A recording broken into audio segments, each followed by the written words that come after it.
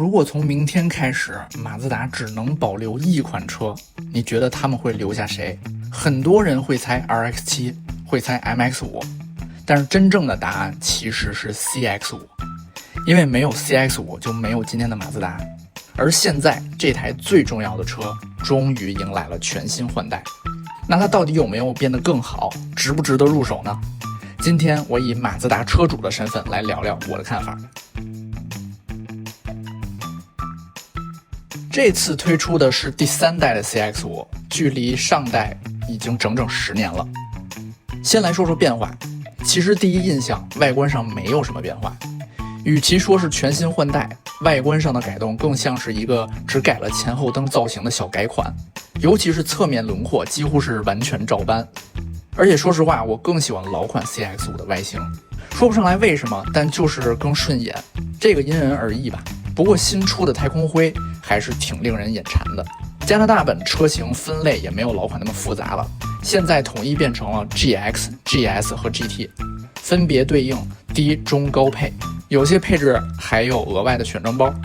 真正变化最大的地方來自於内飾，我聽過不止一次老款 CX-5 的内飾已經開始有年代感这種說法。在現在大屏幕橫行、智能交互滿天飛的时代，朴實好用的實體按鍵反而變成了落後的象徵。所以馬自達這次幾乎重新設計了整個座艙，生怕大家看不到它的變化。方向盤換了，儀表盤變成全液晶，中間是一塊非常大的中控屏，幾乎所有功能现在都集中到這兒了。整個菜單邏輯跟老款完全不一樣，對於我一個馬自達車主都需要重新學習。有時候找一個功能真得翻來覆去找幾層菜單。不過好在它加入了搜索功能，這個體驗還是不錯的，而且主頁也支持一定程度的自定義。還有一個像我欣慰的小細節，終於可以選擇中文菜單了。對於不少華人用戶來說，我覺得這是一個很實際的升級。不過這裡邊也有一個小的遺憾，新的語音控制功能雖然很好用，像調空調、打開座椅加熱這些都可以直接說，但是目前只能支持英文識別，所以即便你把菜单改成中文，也需要說英語。希望未来軟件更新以後可以支持完整的中文，畢竟加拿大真的有很多需要中文的华人車主。說到這兒呢，我突然有一個挺有意思的感覺，馬自達真的很像寶馬，東瀛寶馬不是白叫的。我說的不是設計，而是產品思路。以前寶馬堅持實體按鍵，後來開始接受大屏幕，開始把越來越多功能放進車機裡邊。很多老寶馬車主不喜歡，但市场喜歡。馬自達這次其實也走了很類似的路線，他沒有放棄駕駛，但是終於開始接受消費者真正想要的東西。更大的屏幕，更聰明的車機，更現代化的科技。你要說馬自達工程師沒拿寶馬 X3 研究，我是不信的。從產品到產品策略都太像了。不過對於大屏這件事兒，我自己的態度其實也比較矛盾。我知道很多人會因為這塊大屏終於決定購買 CX-5， 但如果問我個人，我還是更傾向於實體按鍵，因為開車的時候我可以不用低頭，不用找菜單，用手一摸就知道在哪，這是屏幕永遠代替不了的一種體驗。所以我覺得這一次馬自達不是變好了，也不是變壞了，只是他選擇了迎合更多消費者這個路線。還有幾個我比較喜歡的小升級，無線充電終於換位置了，老款放在杯架附近，每一次剎車手機就往前滑，這一次放到扶手箱前面合理了很多。裡面還有 Type-C 的 USB 接口，全景天窗終于來了。我身邊認識不少人就是因為沒有全景天窗，最後選擇買別的了。現在這個短板終於補上了，擋把周圍也終於不是鋼琴烤漆了。以前幾乎所有的馬自達，不管你有多愛惜，用一段時間之後都會出現細紋的劃痕。現在改成這種亞光材質，我覺得雖然沒有以前那麼亮眼，但實用很多。不過我還是要說幾個我不太滿意的地方。最大的槽點就是內飾的材質了。如果你期待它還能保持像上一代那種厚實柔軟的觸感，那可能你会有一點失望。因为现在很多地方都改成了硬塑料，门板也是，只有局部還能摸到稍微柔軟一點的包裹。我猜這是為了控制成本，也是為了把預算放到大家更在意的科技配置上，這點可以理解。但是相信很多人之所以喜歡 CX-5，就是因為之前的內飾材質那種高級感，這些是 RAV4 和 CR-V 之前給不了的。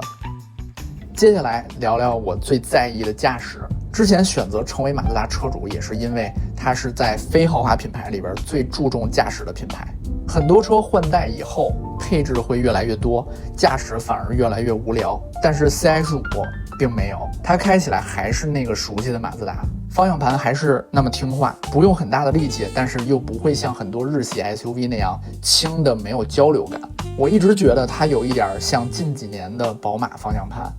力度不重，但是回饋很自然，車頭指哪打哪，整個車就是很願意配合你。這種感覺只有真正喜歡開車的人才懂。動力方面，我今天開的這台是 2.5 的自然吸气發動機。說實話，它不是這台車最大的亮點，动力算是夠用吧，但是談不上任何激情。尤其是如果你習慣了德系那種涡輪發动機說來就来的感覺，你可能會覺得有一點短時间的不適应。最要命的是，馬自達为了给未来自主研发的混动发动机讓路，乾脆直接把之前 CX-5 的 2.5 Turbo 涡輪發動機給砍掉了，所以導致現款的 CX-5 在一個比較尷尬的位置，既不算特別省油，動力也不是特別有激情。這也是目前馬自達面臨一個很嚴峻的問題。如果它能像寶馬那樣做一台動力又強又省油的發動機，或者乾脆像豐田一樣直接做那種特別省油的混動發動機，我非常確信一定會吸引一大批新的買家過來。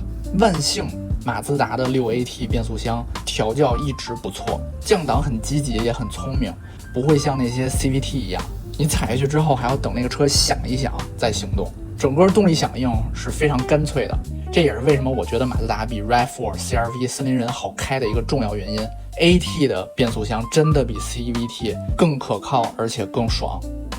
底盤其實變化沒有我想象中那麼大，還是那個熟悉的味道，舒服，但是又不會把所有的路感全部過濾掉。它會告訴你路面發生了什麼，但是不會讓你覺得煩。我一直覺得這是馬自達特別強的一點，因為它懂得什麼叫做平衡，舒適和駕駛並不是只能二選一。那麼最後回到我們最開始的問題，這一代 CX-5 值不值得入手？如果你已經有一台近幾年的 CX-5 的話，你其實可以繼續開，因為全新的 CX-5 並沒有發生革命性的改變，更多的是補齊短板。但是如果你現在準備買人生第一台家用 SUV， 如果你覺得 RAV4 有點無聊，覺得 CR-V 價格越來越貴，又不喜歡 CVT 那種踩下去總覺得差點意思的感覺，同時你又不想買一台二手德系，擔心承擔後期更高的維修成本的話，那我覺得全新 CX-5 真的會是這個級別裡邊非常值得認真考慮的一台車，而且它的利率和老車主優惠政策也是同級別裡邊非常非常友好和寬鬆的。CX-5 一直都不是一台追求參數和噱頭的車，它只不過是把過去大家喜歡它的地方繼續保留下來，然後認真聽了消費者這些年意見以後的結果。最後我想用一句話總結這台車，